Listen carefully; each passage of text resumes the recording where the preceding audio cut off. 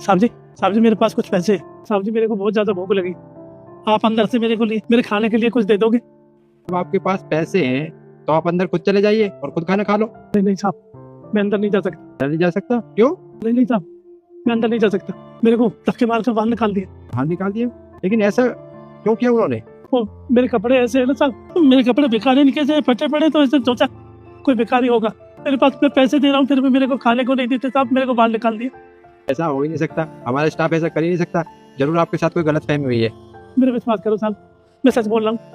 मेरे खाने के लिए कुछ दे दो साहब, मेरे को दिला दो साहब कुछ खाने के लिए, मेरे को बहुत भूख लगी। आप एक काम करो, आप अंदर जाओ और खाना लो। साहब वो नहीं साहब। मैं आपसे कह रहा हूँ, आप मेरे कहने से आप अंदर जाइए और जाकर खाना ऑर्डर कीजिए, जाइए। ठीक है साहब, आप कहते हैं तो मैं जाता हूँ। बहुत जोर से भूख लगी, कुछ खाने के लिए दे दो ना। तू फिर से आ गया? तुझे मैंने क्या कह के यहाँ से भगाया था? नहीं, ये तुम जैसे फटीचों के लिए खाना यहाँ पर समझ में नहीं आता तुमको। चलो निकलो यहाँ से बाहर।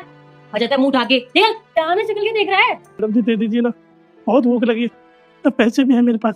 तू इन चिल्लर का मैं क्या करूँ? तुझे कितनी बार कहा है ये बहुत बड़ा रेस्टोरेंट है और यहाँ पे इतने से कुछ नहीं मिलता है, यहाँ पानी भी नहीं मिलेगा तुझे। कहा जाके भीख मांग।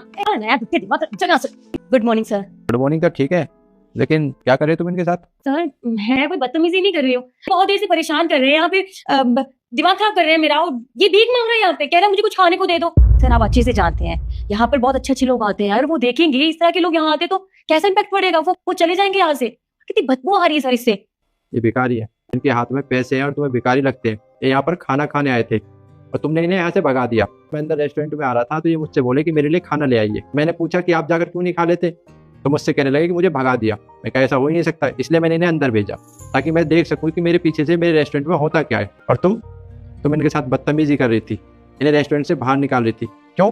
ये खाना नहीं खा सकते यहाँ पर?